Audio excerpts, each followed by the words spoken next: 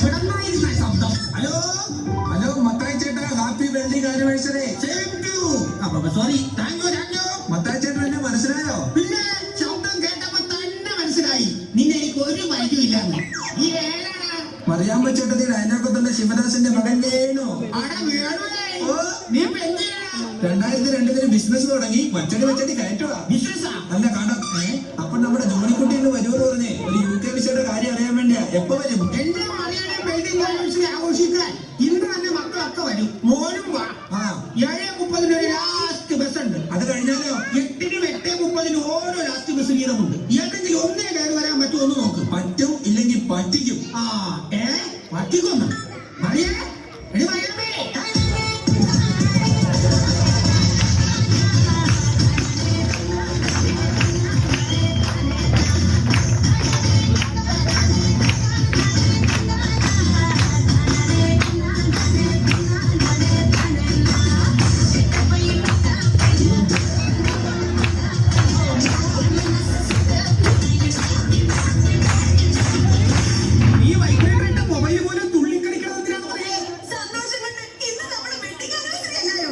Wedding ആനിവേഴ്സറിയാ, അല്ലാതെ നീ പഠിക്കണ സ്കൂളിൽ ആനിവേഴ്സറി അല്ല ഡാൻസ് കളിക്കാൻ. ഇങ്ങനെ തുള്ളി കളിച്ച് നടക്കുന്നതുകൊണ്ടാ എന്നെ കണ്ടാ ഇപ്പോഴും ചെറുപ്പം തോന്നുന്നത്. ഒന്ന് ഡൈ ചെയ്തൂടെ മനുഷ്യ? ഇന്ന് ഞാൻ ഡൈ ചെയ്താൽ നാളെ നീ വിധവയാ, വിധവ. മുടി കളിപ്പിക്കുന്ന കാര്യമാണ് ഞാൻ പറഞ്ഞത്. എടി, ഞാൻ താഴെ മുടി കറുപ്പിച്ച് ഇവിടെ നിൽക്കണേ കണ്ട് നിന്റെ മക്കൾ വന്നാൽ അവര് സംശയിക്കും. അമ്മച്ചിയുടെ കൂടെ നിൽക്കണ ഈ ഷാരൂഖ് ഖാൻ ഏതാണ്? ഈ ആടണ്ട, കല്യാണത്തിന് മുമ്പ് ആപ്പിള് പോലെ ഇരുന്ന ഞാനാ, ഇപ്പഴാ നിപ്പിള് പോലെ ആയത്.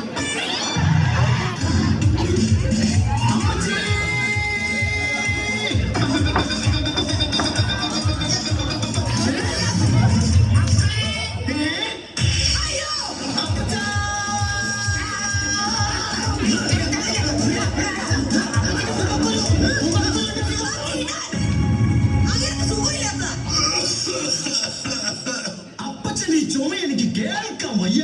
ഇത്ര ഒച്ചത്തിൽ ചുമച്ചിട്ട് നിനക്ക് കേൾക്കാൻ വയ്യെന്ന. ഇതിൽ നന്നായിട്ട് ചുമച്ചോണ്ടിരുന്ന തണുപ്പുകാലം ഒന്ന് തുടങ്ങിക്കോട്ടെ. അപ്പ തുടങ്ങും ഒരു ചുമ. ഒരൊറ്റ ചുമയ്ക്ക് അകത്തിരിക്കുന്ന ചെമ്പകാലം വരെ കിളിങ്ങും. നിക്കിടാതെ നടന്നിടുക. കാര്യമല്ല മനുഷ്യ പറഞ്ഞത്, ഞാൻ സണ്ണിക്കുട്ടിയുടെ കാര്യം പറഞ്ഞത്. ഇപ്പൊ നോക്കിയേ, കോട്ടും ടൈയും പത്രാസുകാരനായി. എടാ സണ്ണിക്കുട്ടി, ഈ ടൈക്ക് എന്നാ വില വരും? ഇവിടുത്തെ ഏകദേശം 6000 രൂപ വരും മമ്മി. 6000 രൂപ ഉണ്ടെങ്കിൽ നിനക്കൊരു കളർ TV മേടിച്ചൂടെ? വാങ്ങാം, പക്ഷെ TV വാങ്ങാൻ കഴുത്തക്കെട്ടി തൂക്കിടാൻ പറ്റില്ലല്ലോ. നല്ല മണം. ഇത് എന്തിന്റെ മണമാണ്? അതൊരു സെന്റിന്റെ മണമാണ്. ഒരു സെന്റിന് ഇത്രയും മണമാണെങ്കിൽ 2 ഏക്കറിന് എന്നാ മണമായിരിക്കും? ഭയങ്കര മണമായിരിക്കും അറിയേ. എന്താ പേര്? മത്തായി.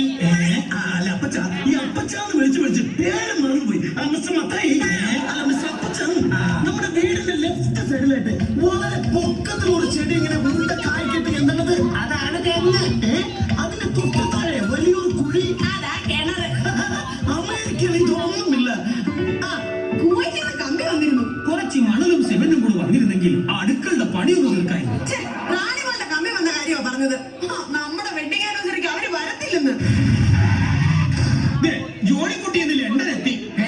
അല്ല, ലണ്ടനിൽ നിന്ന് ജോണിക്കുട്ടി എത്തി.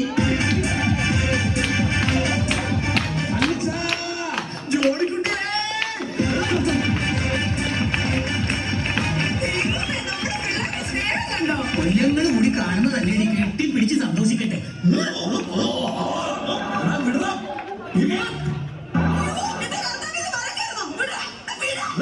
എടാ, ഞാൻ വരുന്നതിന് മുമ്പ് ഇവിടെ വന്ന് അച്ഛനെ അമ്മയെ സോപ്പിട്ട് സ്വത്ത് മുഴുവൻ കൈക്കലാക്കാനുള്ള പരിപാടിയായിരുന്നു. അല്ലടാ, അനാവശ്യം പറയരുത്.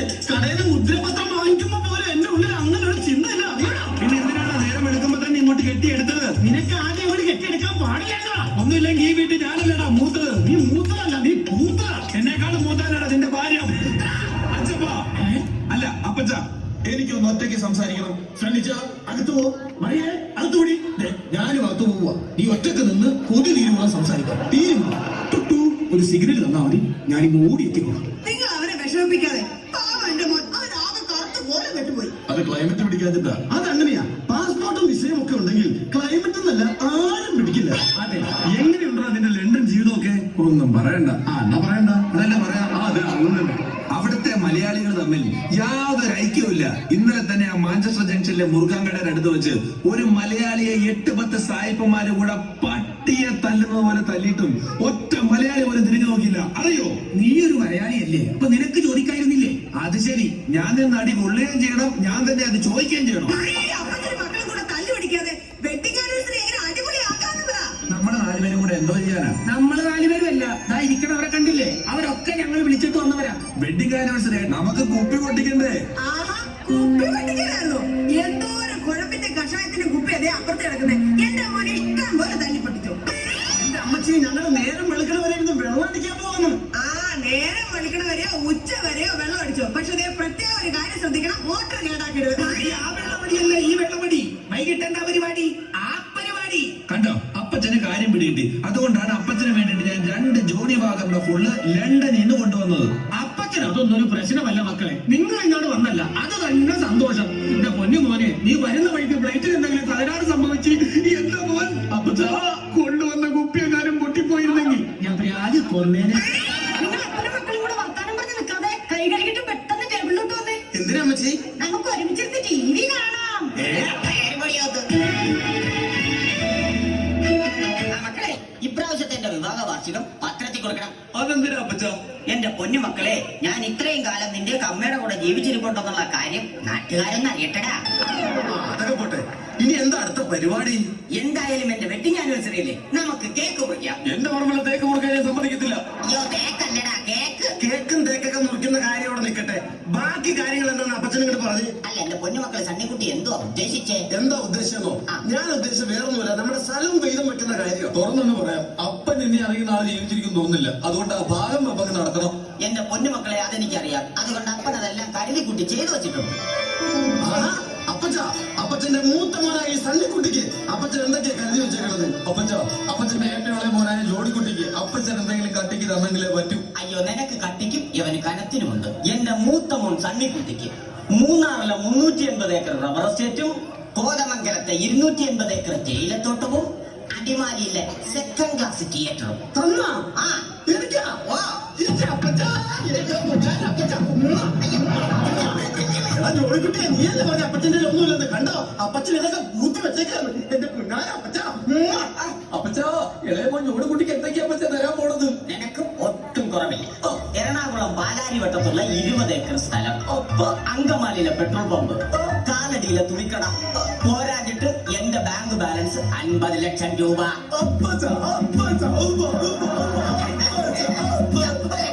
സണ്ണുകുട്ടിയായി. ആ, സണ്ണുകുട്ടി